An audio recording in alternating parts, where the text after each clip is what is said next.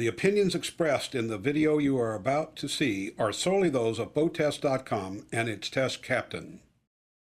Hi, Captain Steve for BoatTest.com, and today I'm on the 500S by Prestige. This is a boat that combines luxury with affordability, and I'm going to show you just how they've done that as we take a look at our full features and layout walkthrough. I love the alfresco dining and gathering area, and if you lower the table and add a filler cushion, you have a sun pad. Even with the seating here, we still have ample storage underneath. Let me show you what I mean. Complete storage for a 10-foot tender with an outboard attached. Rollers for easy launch and retrieval, and an electric winch forward to pull it into the boat. Quick connects for hose washdown, and inside this hatch, controls for the Glendenning cable reel. This is where the hose with the quick release will come in handy, and there's a drain right in the center of the deck. The swim platform measures 14 feet 6 inches across by 3 feet.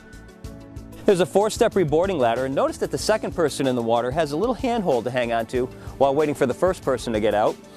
The teak decking that we see on the swim platform and in the cockpit is standard.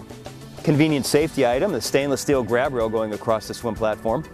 Happy to see concealed storage for a passerelle. Now there are 3 deck hatches in the cockpit. The outer 2 are for giving you access to the engine room. The center gives you access to your tender so you can load it up before you launch it. So what we have in this engine compartment are 2 IPS 600s, and you're going to love the way Prestige takes advantage of this installation when we get inside. On the forward bulkhead, Cummins Onan marine generator, dual fuel tanks. Both fuel tanks have the fuel filter attached right to the side of the tank. On the port tank, you've got a battery charger. On the starboard tank, you've got an automatic discharge fire extinguisher. The warping winch to port is standard, and optional is available for the starboard side. Let's move up to the bow. The sun pad will lay flat or, as you can see, tip up into the chaise lounge position. The awning for the sun pad is a unique feature which opens and closes very easily. At the bow, a Lumar windlass. Plenty of room for your chain and anchor. 4 14-inch cleats on either side of the boat. I'm very happy to see that Prestige meets requirements by making the rails 28.5 inches high. Grab handle on the side of the deck, and you've got 15 inches of walk space between the windshield and the rail. And notice how the rails are angled out a little bit just to give you a little bit more room, but they don't seem to extend beyond the rub rail. Always a convenient option. Second control station in the cockpit. Now let's go inside and take a look at how luxury meets affordability.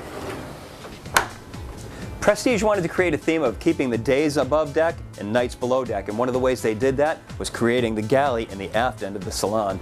While it looks elegant and functional, the affordability comes in from mainly the counters, which are not granite or corian, but resin.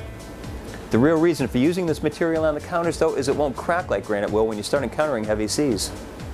The 3-burner electric stove is recessed, so there's no need for sea rails, but I'd like to see a micro cutoff switch somewhere in the perimeter so that when you put the covers back on, the power goes off.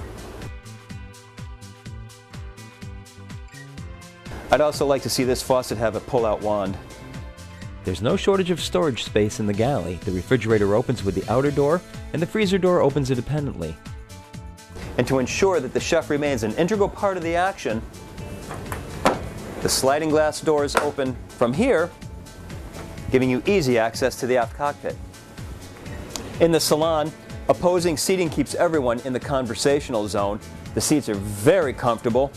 A nice fold-out table makes the salon into an impromptu dining area. Now, one other nice feature of this salon, the windows that not only give you a panoramic view, but are low enough so that you can see the horizon from a seated position. That does a surprisingly good job of keeping mal de mer at bay for your more land-based guests. Another way Prestige keeps the 500S cost effective is the leather seats. Not ultra leather, but comfortable nonetheless. 6 feet 6 inches of headroom in the main salon. And even with the hardtop, you're going to find that you're not going to have headroom problems, even with your tallest friends. I also like how you're at the same conversational level with the captain at the helm, who is just a small step up.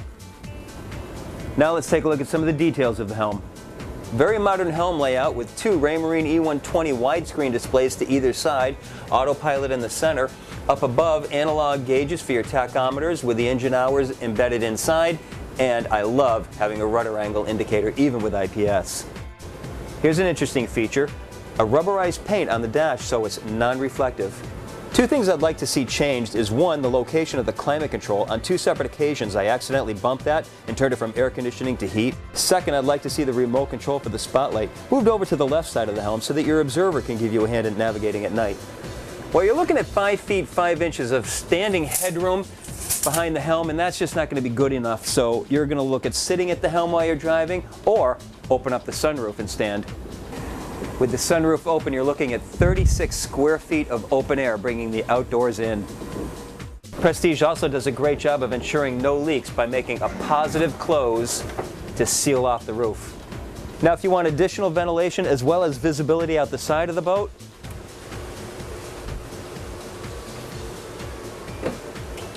very convenient feature when docking. Now let's take a look at the forward accommodations.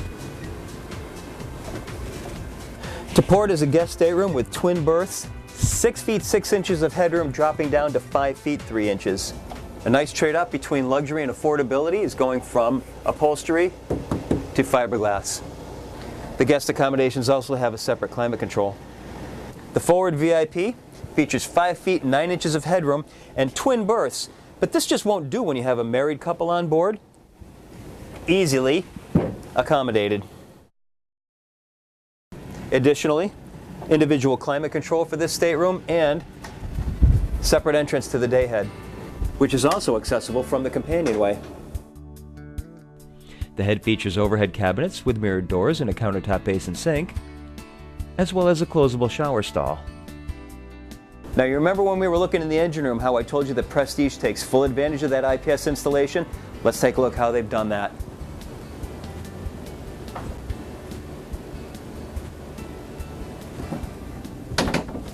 A beautifully appointed private owner's suite.